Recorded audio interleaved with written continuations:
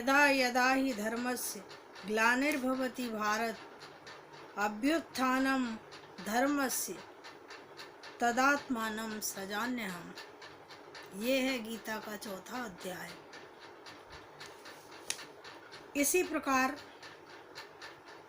रामचरितमानस में भी लिखा हुआ है कि जब जब होई धर्म की हानि, बाढ़ई असुर अधम अभिमानी, तब तब ले प्रभु मनुज शरीरा, हरऊ सदा सज्जन जन पीरा। और इस अध्याय में यहाँ ज्ञान शब्द परमार्थ ज्ञान अर्थात तत्व ज्ञान का कर्म शब्द कर्मयोग और कर्म मार्ग का, और संन्यास शब्द सांख्य योग अर्थात ज्ञान मार्ग का वाचक है। विवेक ज्ञान और शास्त्र ज्ञान ज्ञान शब्द के ही अंतर्गत है। इस चौथे अध्याय में भगवान ने अपने अवतरित होने के रहस्य और तत्व के सहित कर्म योग तथा संन्यास योग और इन सब के फल स्वरूप जो परमात्मा के तत्व का यथार्थ ज्ञान है उसका वर्णन किया है। इसलिए इस अध्याय का नाम ज्ञान कर्म संन्यास योग रखा गया है।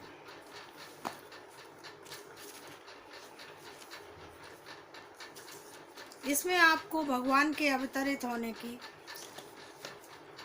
सारी व्याख्या मिलेगी। भगवान कहते हैं, मैंने इस अविनाशी योग को सूर्य से सुना था।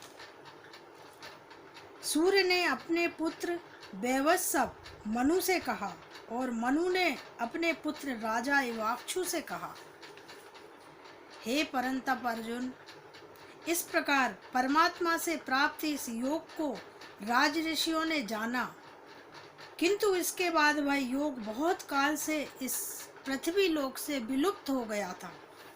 तू मेरा भक्त है, मेरा प्रिय सखा है, इसलिए यह पुरातन योग आज मैं तुझसे कहता हूँ, क्योंकि ये बहुत ही उत्तम रहस्य है और बड़ा ही गुप्त रखने योग्य है। अर्जुन बोले, प्रभु आपका जन्म तो अर्वाचीन है, अभी हाल का है, और सूर्य का जन्म तो बहुत पुराना है, सूर्य तो वर्षों वर्षों से है, अर्थात कल्प के आदि में भी हो चुका था। तब मैं इस बात को कैसे मानूं कि आप ही ने कल्प के आदि से सूर्य से ये योग कहा था। तब भगवान कहते हैं, हे परंतप अर्जुन, मेरे और तेरे बहुत से जन्म हो चुके हैं, उन सबको तू नहीं जानता, किंतु मैं उनको जानता हूँ। मैं अजन्मा और अविनाशी स्वरूप होते हुए भी तथा समस्त प्राणियों का ईश्वर होते हुए भी अपनी प्रकृति को अधीन करके अपनी योग माया से प्रकट होता हूँ। हे भारत, जब जब धर्म की हानि और अधर्म की वृद्धि होती है, तब तब ही मैं अपने रूप को रचता हूँ, अर्थात साकार रूप से लोगों के सम्मुख प्रकट होता हूँ। साधु पुरुषों का उद्धार करने के लिए, पाप कर्म करने वालों का विनाश करने के लिए और धर्म की अच्छी तरह से स्थापना करने के लिए मैं युग युग में प्रकट हुआ हूँ। हे अर्जुन, मेरे जन्म और कर्म दिव्य अर्थात निर्मल और अलौकिक हैं। इस प्रकार जो मनुष्य तत्व से जान लेता है वह शरीर को त्याग कर फिर जन्म को प्राप्त नहीं होता, किंतु मुझे ही प्राप्त होता है। तत्व से मतलब है सर्वशक्तिमान सच्चिदानंद घन परमात्मा, अज अविनाशी और सर्वभूतों के परम गतिता तथा परम आश्रय हैं। वे केवल धर्म को स्थापन करने और संसार का उद्धार करने के लिए ही अपनी योग माया से सगुण रूप में प्रकट होकर आते हैं। इसलिए परमेश्वर के समान सुहृदय प्रेमी पतित पावन दूसरा कोई नहीं हो सकता है। ऐसा समझकर जो पुरुष परमेश्वर का अनन्य प्रेम से निरंतर चिंतन करता हुआ आसक्ति रह संसार में बढ़ता है, वही उसको तत्व से जान सकता है। पहले भी जिनके राग भय क्रोध सर्वथा नष्ट हो गए थे और जो मुझे अनन्य प्रेम पूर्वक स्थिर रहते थे, ऐसे मेरे आश्रित रहने वाले बहुत से भक्त उपयुक्त ज्ञान रूप तप से पवित्र होकर मेरे स्वरूप को प्राप्त हो चुके हैं। हे अर्जुन, जो भक्त मुझे इस प्रकार भजते हैं, मैं भी उनको उसी प्रकार भजता हूँ, क्योंकि सभी मनुष्य सब प्रकार मेरे ही मार्ग का अनुसरण करते हैं। इस मनुष्य लोक में कर्मों के फलों को चाहने वाले देवताओं का पूजन किया करते हैं, क्योंकि उनकी कर्मों से उत्पन्न होने वाली सिद्धि शीघ्र मिल जाती है। ब्राह्मण, क्षत्रिय, वैश्य और शूद्र, इन 4 वर्णों का समूह गुण और कर्मों के विभाग पूर्व मेरे द्वारा रचा गया है।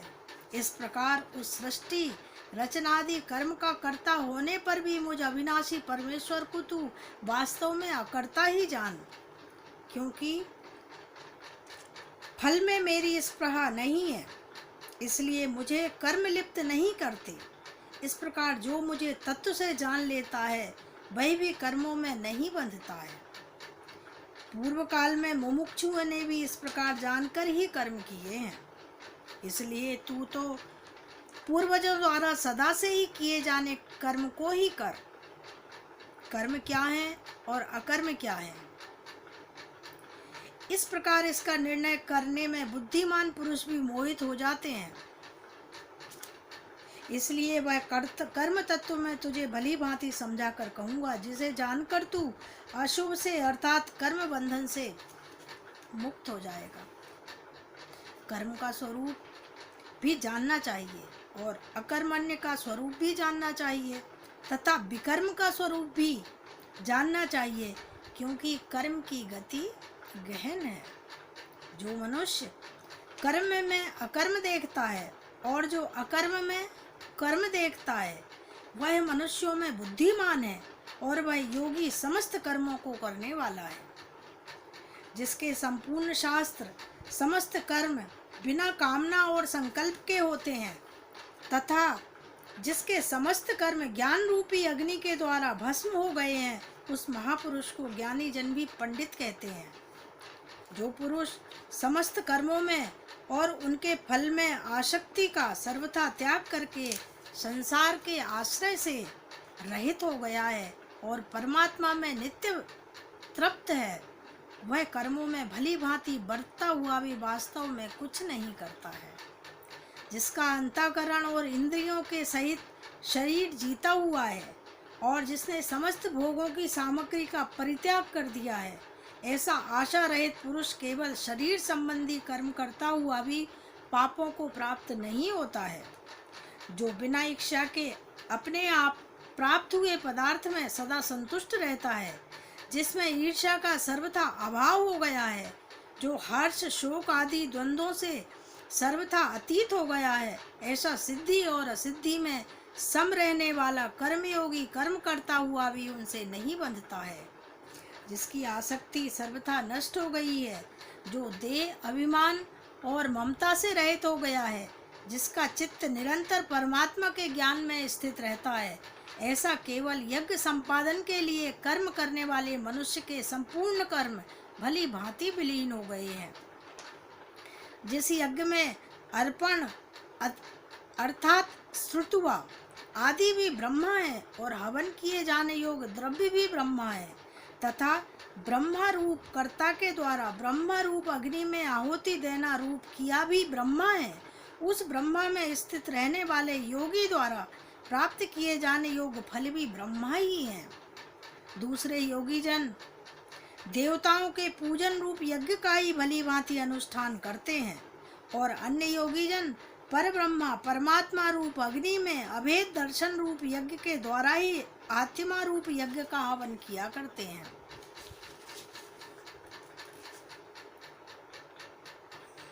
अन्य योगी जन स्रोत और समस्त इंद्रियों को संयम रूप अग्नियों में हवन किया करते हैं और दूसरे योगी लोग शब्द आदि समस्त विषयों के इंद्रिय रूप अग्नियों में हवन किया करते हैं।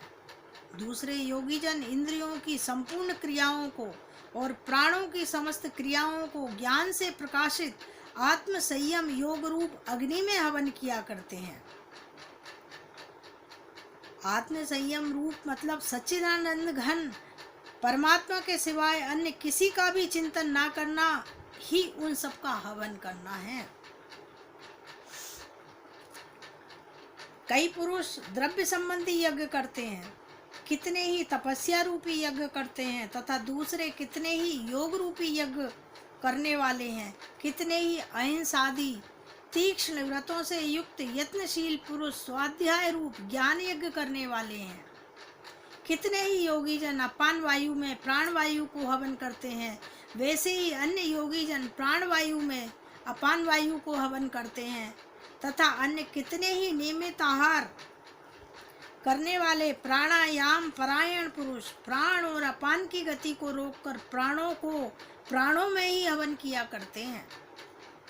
हे ये सभी साधक यज्ञों द्वारा पापों का नाश कर देने वाले और यज्ञों को जानने वाले हैं।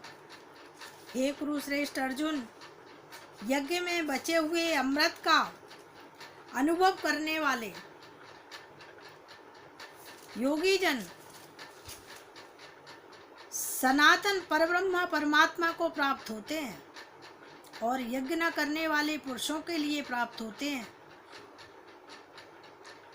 ऐसे यज्ञ न करने वाले पुरुष के लिए तो मृत्यु लोक भी सुखदायक नहीं है, फिर परलोक जैसे कैसे सुखदायक हो सकता है। इसी प्रकार और भी बहुत तरह के यज्ञ वेद की वाणी में विस्तार से कहे गए हैं।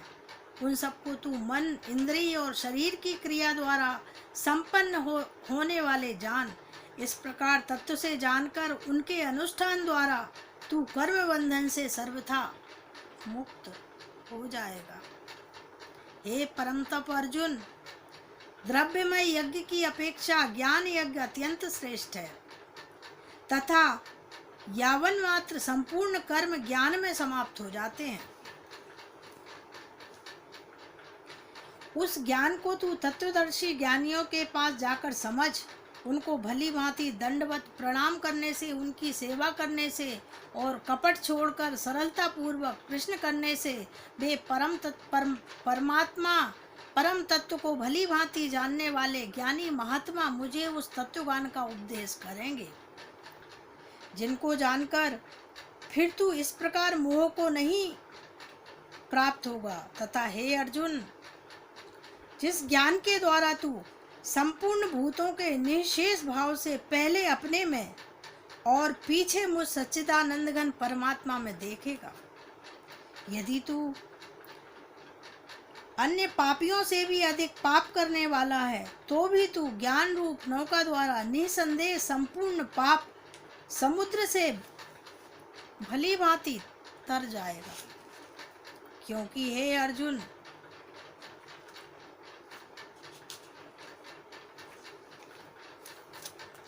हे अर्जुन, जैसे प्रज्वलित अग्नि ईंधन को भस्म कर देता है, वैसे ही ज्ञान रूप अग्नि संपूर्ण कर्मों को भस्म कर देती है। इस संसार में ज्ञान के समान पवित्र करने वाला निसंदेह कुछ भी नहीं है।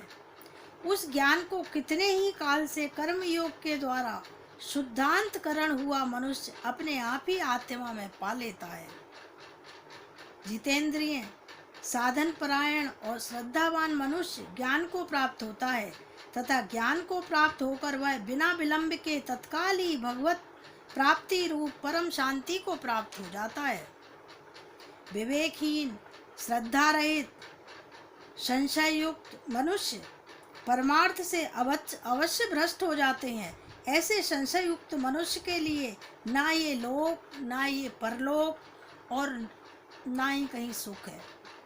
हे धनंजय, जिसने कर्मयोग की विधि से समस्त कर्मों का परमात्मा से अर्पण कर लिया है और जिसने विवेक द्वारा समस्त संशयों का नाश कर दिया है, ऐसे बस में किए हुए अंतःकरण वाले पुरुष को कर्म नहीं बांधते। इसलिए हे भरतवंशी अर्जुन, तू हृदय में स्थित इस अज्ञान जनित अपने संशय का विवेक ज्ञान रूप तलवार द्वारा छेदन करके समस्त रूप कर्म योग में स्थित हो जा और युद्ध के लिए खड़ा हो जा। भगवान आगे कहते हैं,